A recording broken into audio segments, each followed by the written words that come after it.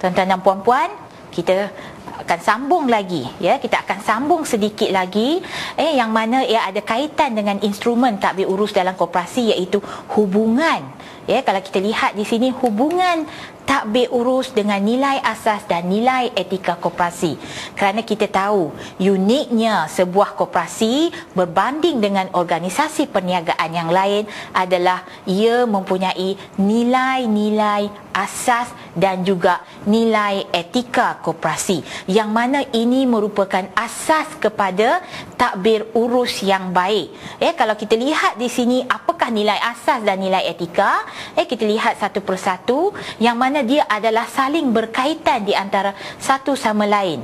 Kalau kita lihat di sini nilai asas, ya, ada 6 nilai asas yang perlu dihayati oleh anggota koperasi, ya, apabila kita menganggotai sesebuah koperasi.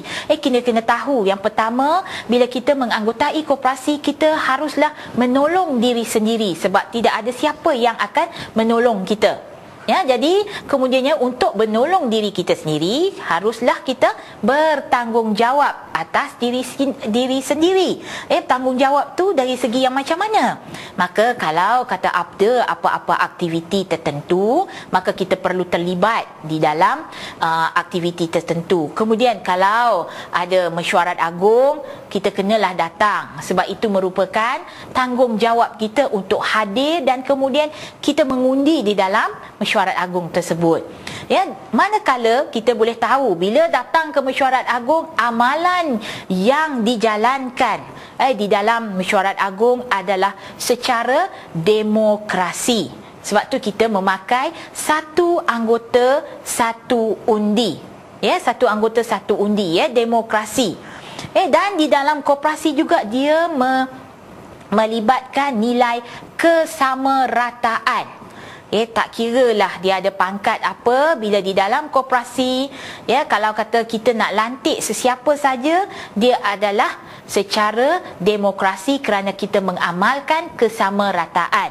Manakala dari segi ataupun nilai asas keadilan, dari segi sumbangan, kalau kita tengok sumbangan modal share, ya, kita punya share kita dari segi keadilan, seorang anggota tidak boleh menyumbang lebih daripada 1/5 daripada keseluruhan saham. Maknanya dia, saham kita ataupun share kita, maksimum dia mestilah 20% sahaja daripada keseluruhan saham. Kenapa? Sebab daripada satu anggota satu undi, yang mana dia tidak sama seperti organisasi perniagaan yang lain. Dan akhir sekali, apabila semua nilai-nilai asas ini telah dipenuhi, maka akan wujud perpaduan di dalam berkoperasi. Itu merupakan nilai asas koperasi, yang mana dia ada timbal balik dengan nilai etika yang wujud di dalam diri anggota koperasi itu sendiri, yang mana kita di sini kita tahu bahawa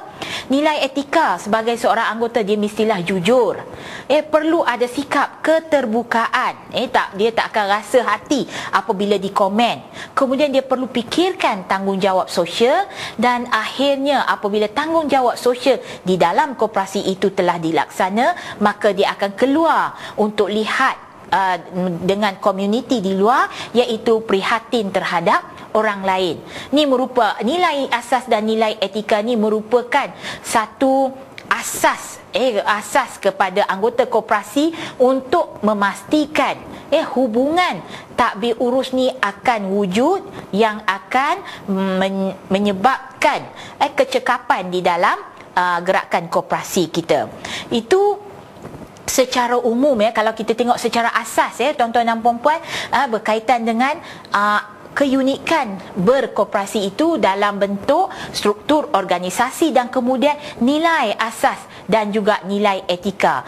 Kalau kita lihat secara makronya pula, kalau di Malaysia, tuan-tuan dan puan-puan, Kalau di Malaysia, tadbir urus ni memang dah lama diperkatakan, yang mana tadbir urus koperasi ni merupakan sebahagian daripada strategi dasar koperasi negara 2011 dan hingga 2020, yang mana dasar koperasi negara ini adalah kesinambungan daripada dasar koperasi negara 2002 hingga 2010, yang mana ada menerapkan ataupun menitik beratkan mengenai dengan tadbir urus koperasi. Jadi di dalam tadbir urus koperasi yang telah dibuat dalam strategi dasar koperasi negara ni, kita boleh tengok daripada landscape dasar koperasi negara. Kita tengok bersama-sama. Jadi tuan-tuan boleh lihat daripada buku dasar koperasi negara yang dikeluarkan oleh pihak Suruhanjaya Koperasi Malaysia. Apa yang saya nak tunjukkan kepada tuan-tuan dan puan-puan, kalau landscape ni macam rumah lah. Rumah dia mesti ada, dia punya asas dia. Apa asas dia untuk nak memastikan dia punya tonggak dia punya tiang-tiangnya, iaitu teras strategik ni dapat berdiri dengan kukuh untuk memastikan pencapaian akhirnya dah terlaksana ataupun tercapai. Jadi kita boleh tengok yang mana salah satu indikator untuk indikator prestasi ataupun pencapaian ni adalah berkenaan dengan tadbir urus koperasi. Ni saya kecilkan saya punya slide saya. Kalau tuan-tuan boleh lihat di sini, dalam indikator pencapaian, dia ada 3 keadaan tuan-tuan dan puan-puan, iaitu pembangunan aktiviti ekonomi koperasi. Ini yang kita nak cakap ni, kawal selia dan tadbir urus. Kalau kata tadbir urus saja tak cukup, dia mesti ada kawal selia, yang mana yang termasuk di dalam indikator ini adalah keyakinan masyarakat. Dan apabila ketiga-tiga ni dapat digabungkan bersama, maka pencapaian kita apa? Iaitu peningkatan sumbangan kepada KDNK negara. Jadi kalau kita lihat di sini, kalau kita lihat di sini dasar koperasi negara 2011-2020 ni, yang mana objektif utamanya apa?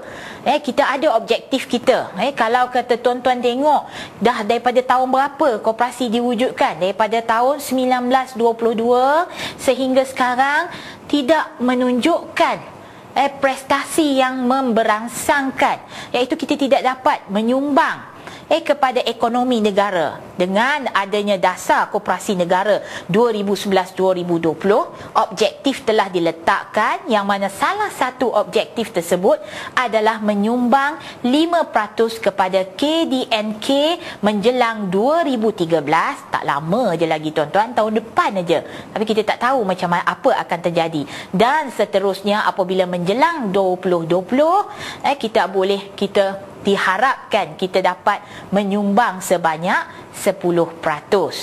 Di samping itu juga, apabila ada dasar ini, objektif dia bila kita dapat menyumbang kepada ekonomi negara, apa yang secara tak langsungnya dia akan meningkatkan taraf sosioekonomi anggota. Dan daripada situ kita prihatin terhadap persekitaran. Bila kita prihatin terhadap persekitaran, akan menjadikan kita sebagai warga korporat yang bertanggungjawab. Jadi kalau kita lihat di sini indeks ataupun indikator prestasi kita tadi, untuk menyumbang kepada 5% ni, impact pelaksanaan kalau kita tengok di sini, prestasi utama je adalah salah satunya adalah kawal selia, tadbir urus koperasi. Kita semua kena bergabung, menggemblengkan tenaga bersama-sama untuk memastikan peningkatan sumbangan koperasi kepada KDNK negara, tuan-tuan dan puan-puan. Okey. Dan berkenaan dengan kawal selia dan tadbir urus koperasi ini, kita tengok ada asas, ada tiang dia. Kita akan lihat kepada teras yang kedua, tuan-tuan dan puan-puan, dalam DKN 2011-2020, iaitu memantapkan meningkatkan keupayaan dan kebolehan koperasi, di mana cara pelaksanaannya adalah kita perlu meningkatkan kecekapan tadbir urus dan prestasi koperasi. Bagaimana? Dia ada macam-macam yang orang kata apa, kita boleh yang kita boleh bincangkan. Jadi kita akan tengok nanti salah satu utamanya adalah melalui pewujudan etika koperasi ataupun kita panggil etikop, kod etika koperasi. Kita akan lihat sebentar lagi.